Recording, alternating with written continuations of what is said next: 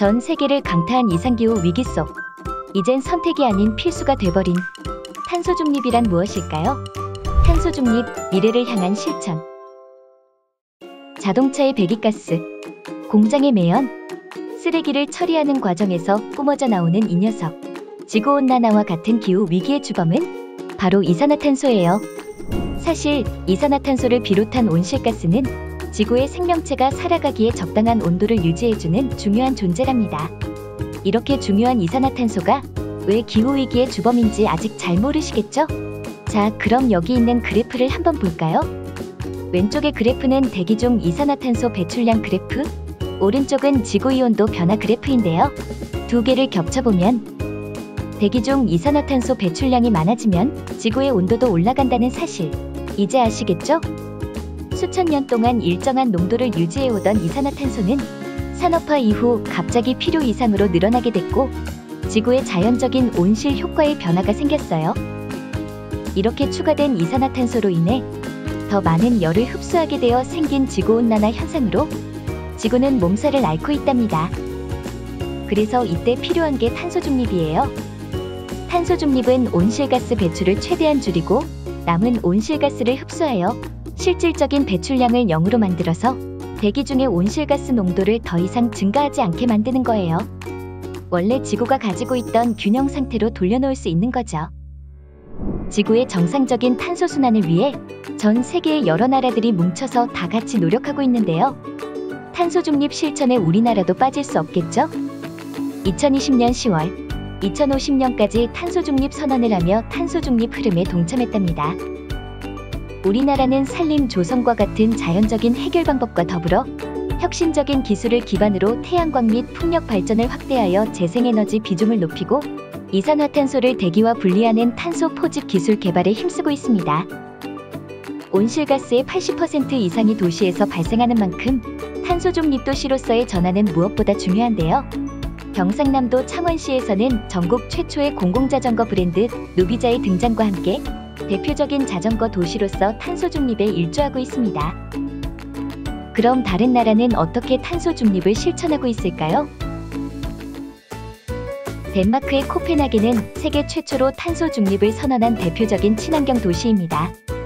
한때 대기 오염이 심한 산업도시였던 코펜하겐은 강한 바람이 휘몰아치는 환경 여건을 살려 대규모 해상 풍력 단지를 조성하였고 이곳에서 전력 공급의 50%를 풍력에너지로 대체하고 있답니다. 네덜란드는 1994년 친환경 정책 발표 이후 꾸준히 환경 문제 개선을 위해 노력해왔어요. 기존 교통체계를 새롭게 통합하여 친환경적인 교통 시스템을 마련한 네덜란드는 자전거와 트램 등 대중교통 위주의 도로가 구성되면서 실제 암스테르담의 경우 도시의 75% 정도가 자동차 이용이 불가능한 공간으로 구성되어 있다고 하네요. 독일은 석탄 발전소를 단계적으로 폐쇄하고 대체 에너지원을 활용하는 방향으로 전환하고 있으며 그중 태양광 발전 분야에서 많은 성과를 보여주고 있습니다. 독일의 대표적인 솔라시티 프라이부르크는 햇볕이 가장 잘 드는 도시에 속해 태양광 발전이 보편화되어 있는데요. 그래서인지 주택단지 곳곳 지붕에 설치된 태양광 패널이 눈길을 끄네요. 마을 주민들은 태양광 패널에서 생산되는 전기로 충분히 생활이 가능하여 전기요금을 내지 않는다고 하네요. 2030년까지 온실가스 배출량을 절반으로 줄이겠다고 선언한 미국은 기업들이 적극적으로 나서서 탄소제로 시대를 준비하고 있습니다. 미국의 대표적인 IT 기업 애플은 다양한 친환경 정책을 주도하는 기업입니다.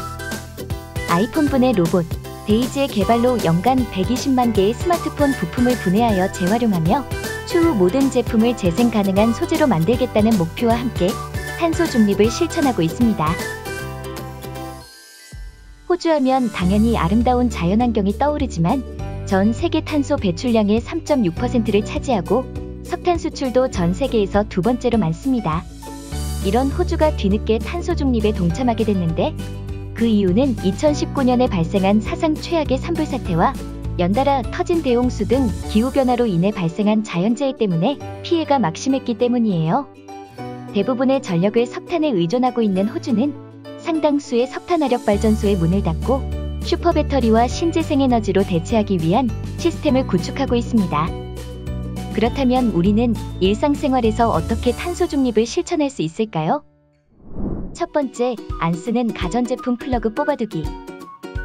조금 귀찮아도 사용이 끝난 전기 제품의 플러그를 뽑아두거나 멀티탭을 사용하여 대기 전력을 사용해요. 둘째, 올바르게 분리배출하기. 제대로 분리배출되지 않은 재활용 폐기물은 선별 과정에서 태워지거나 땅에 묻히기 때문에 제대로 배출해야 해요. 용기의 내용물은 비우고 상표를 제거해서 버리는 것과 같이 각 품목별로 올바른 분리배출을 실천합시다. 세 번째, 음식은 먹을 만큼만.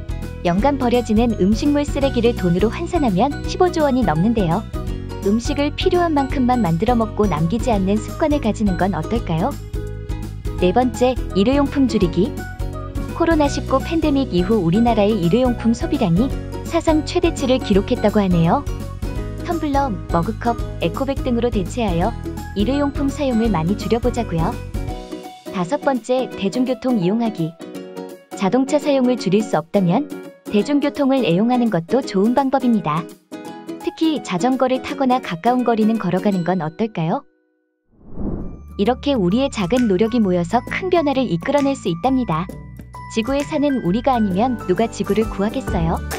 우리 함께 열심히 탄소 중립 실천해서 아름다운 지구를 만들어요. 당신의 작은 실천이 지구를 숨쉬게 합니다.